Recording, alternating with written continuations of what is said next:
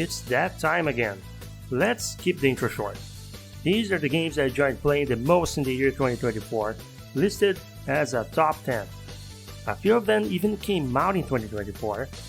Also, keep in mind I review 9 of the 10 games in the list if you're curious about my complete thoughts about each game in this very channel.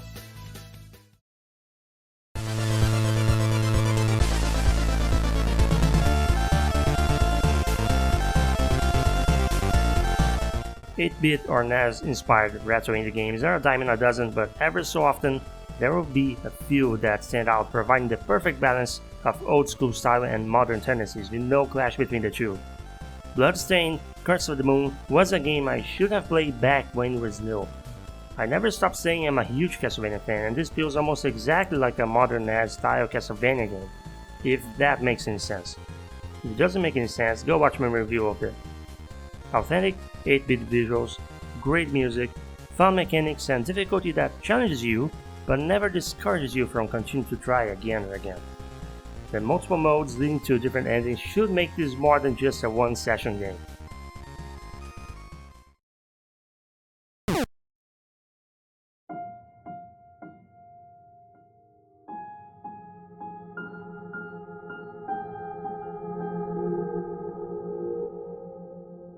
A puzzle platformer with beautiful and unique art style, incredible use of colors, and a soundtrack that combined with a narrative that is told exclusively through visuals should make the more sensitive players quite emotional. Not that it will be shedding any tears necessarily.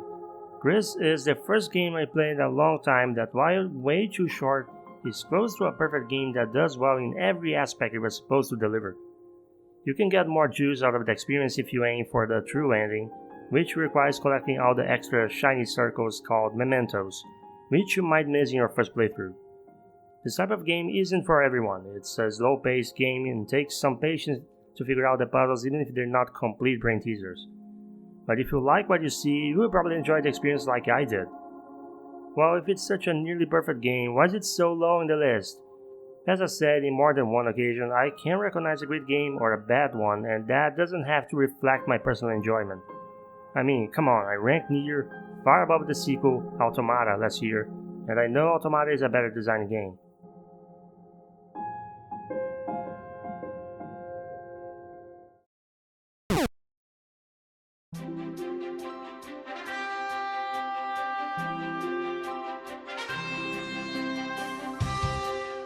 If somebody told me I'd put this in a top 10 list back when I played Final Fantasy V on the original PlayStation, I would never believe them.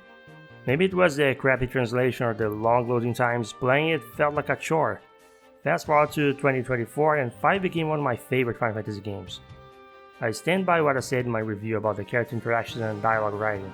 They were both significant steps up from 4 and an important aspect that would become the series' biggest narrative strength. That gets overlooked a lot because everyone focuses on the simplicity of the cliché Crystal Chosen One's plot and scenes of comic relief.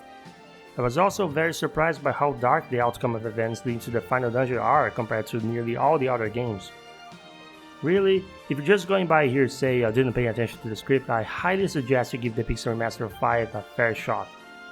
The job system is still the best in the entire Final Fantasy franchise, with enough depth to encourage you coming up with all sorts of party compositions, character builds, or even experimenting with different job-restricted challenges.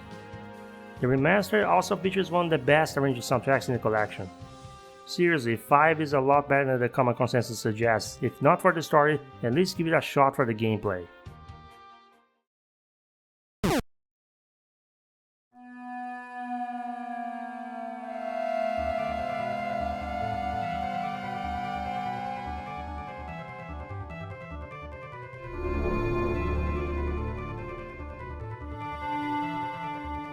Perhaps one of the most cliché picks when it comes to classic Castlevania, Super Castlevania 4 reminded me of how Konami's logo used to be a guaranteed seal of quality back in the 90s. Very detailed graphics and name design, as well as impressive use of the hardware technology for such an early Super Nintendo game, a dynamic soundtrack that gives this one a very unique atmosphere compared to the other Castlevania games, and rather accessible and replayable gameplay. This might be the classic Castlevania for people who think classic Castlevania is too difficult. The difficulty does ramp up in the last few stages, but if you get that far, you should already know whether you like the game or not. I don't know if I'd put this in a top 10 best NES game list because that system has way too many good games that age just as well, if not better, but I wouldn't disagree with anyone who did. It's definitely something any side-scrolling action fan would want to pick up and replay ever so often. It's not my favorite classic Castlevania though, that title goes to Rondo of Blood.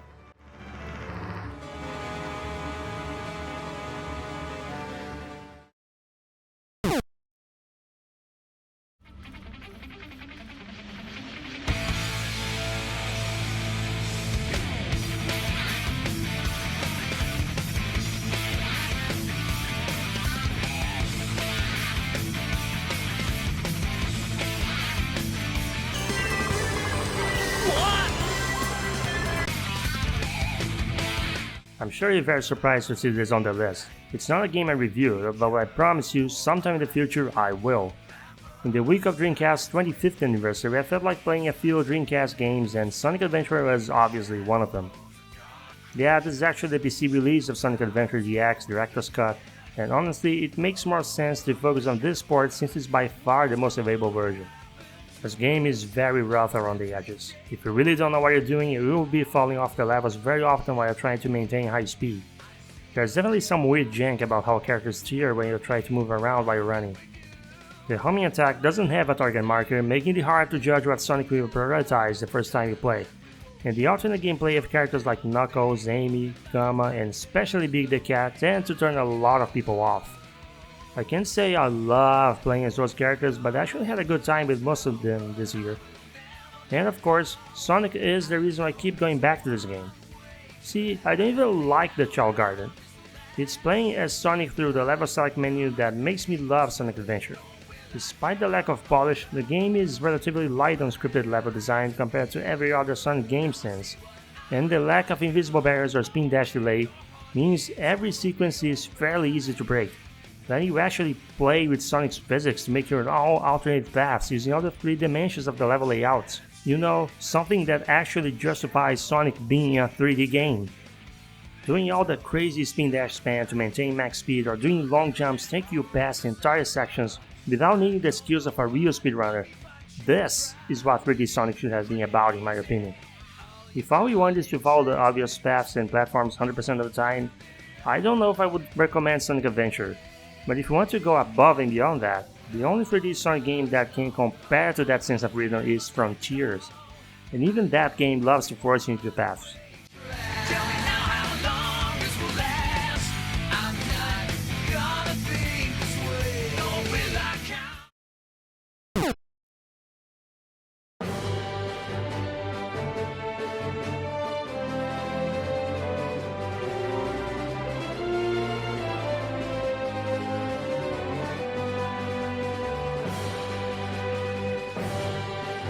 I always knew 6 was one of the better entries in the series, but it's thanks to this channel encouraged me to pay attention to details that I was able to really appreciate all the things that make it such an important Final Fantasy game.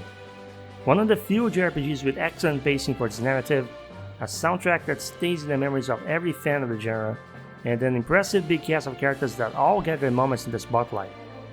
Also very ahead of its time with how open-ended it becomes the last third or so. I mentioned this in my review, but I think 6 might be the entry with the largest amount of optional content in the series. Well, maybe not as much as 12 or the online games. It's more than enough if you want to engage with it. To be clear, the remaster might not be the best looking version. I think the SNES original is still the best, and the localization changes will be hit or miss for every player. But overall, it's the most accessible, the least glitchy, and still Final Fantasy VI, which will always be a great time you will never forget.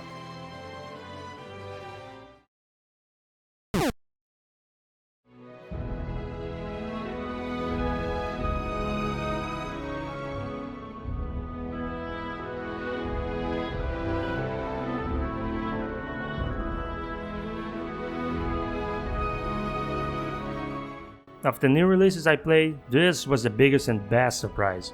After how I did not like 7 Remake and how both the Endwalker expansion of 14 and Final Fantasy 16 left me very disappointed, I was already extremely cynical towards Square Enix AAA releases. I went through 7 Rebirth with low expectations and completed the game with way more optimism about the series' future. Final Fantasy VII Rebirth brought back the excitement, the scale, and the fantasy to Final Fantasy. The fact that this part 2 of a trilogy kinda sucks, but looking back, the way the main characters are written and developed in Rebirth was so masterfully done that even made someone completely apathetic to the cast in the original 7 become invested in them. If condensing the 3 episodes into one meant sacrificing the long storytelling they needed to flesh out the characters, I think I'll have to disagree with everyone complaining about the trilogy approach, even if I didn't feel like part 1 added anything significant to justify an entire game focused on the Midgar section.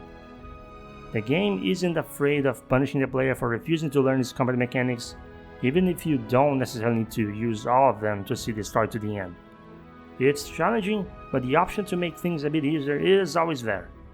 Characters truly feel distinct in battle, and the new mechanics added only reinforce the importance of choosing who's in your party based on what enemies you're fighting or what your play style is.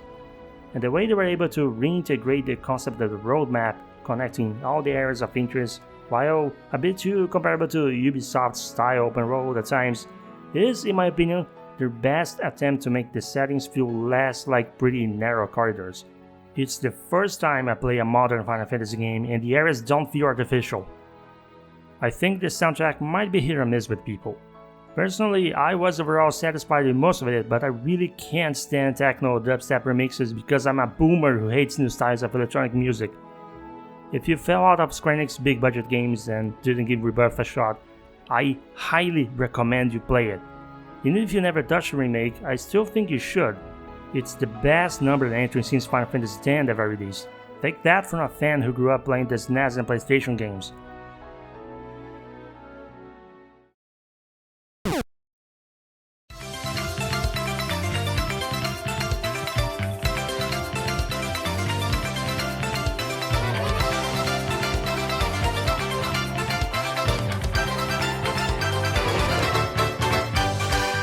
There was no way this one would be high on the list.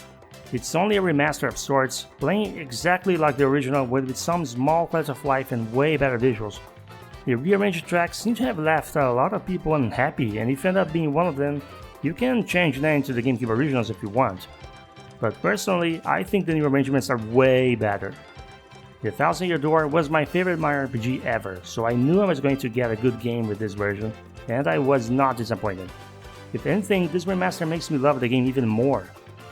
The dialogue was retranslated to be closer to the Japanese script, which these days is the opposite to what some localization teams like to do.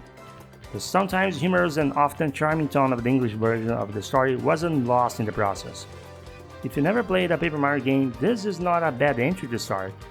Some people think it features the worst level design due to how narrow every area is and how much backtracking you're forced to do. I think the high level of customization the battle system offers makes the combat so fun it makes up for the lackluster layouts. This HD version of the game also reduces the time you spend backtracking by a big amount. If you don't care for Mario characters and thinks the stories are too childish, I don't think this game will change your mind, even if some of the humor and the references are definitely aiming at adults. My only complaints really are the forced motion blur, which I despise in any game with all the fibers of my being, and the game being run at 30 frames per second when the original ran at 60.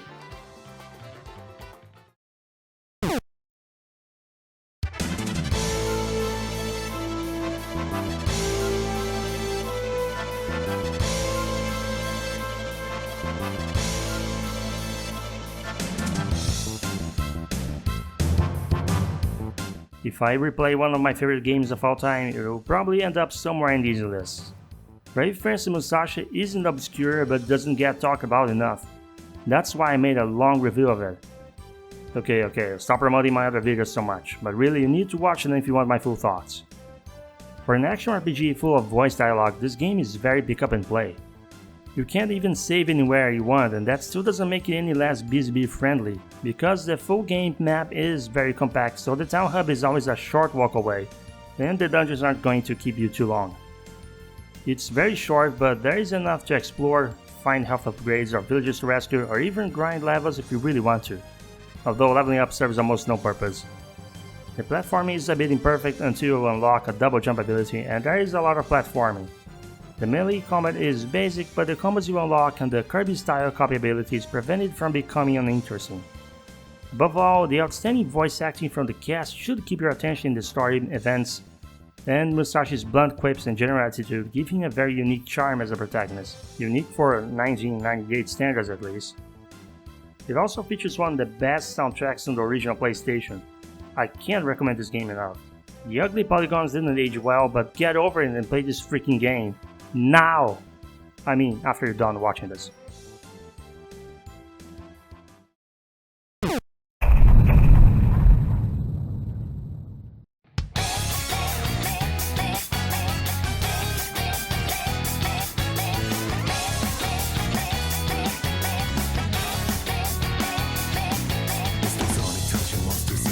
It may be missing some of the features from Fast and Portable, but I don't care.